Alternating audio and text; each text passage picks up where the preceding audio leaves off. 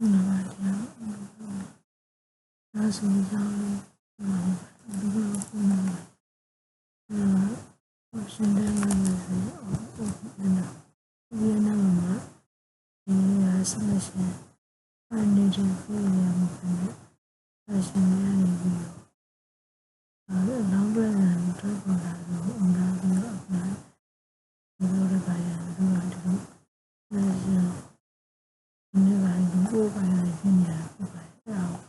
လူရင်းလို့ဆိုတော့ဒီအနာရီလာဆိုလိုက်တာရပါရဲ့လာဆိုလိုက်တဲ့ခါကျတော့ဒီကြတယ်ဆက်လက်ရှင်နေပြတာပါဒါလို့ရောဒီနေ့ဒီစင်လာဒီနေ့ဒါ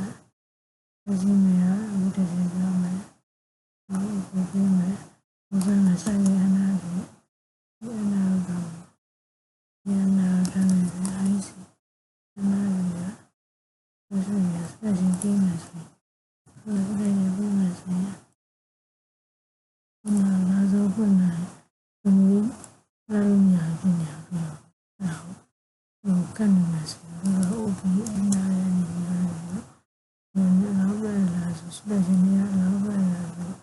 အောက်ထားမှလာအခုလည်းဒီအောက်ထားမှလာအရှင်ဘုရားဆရာ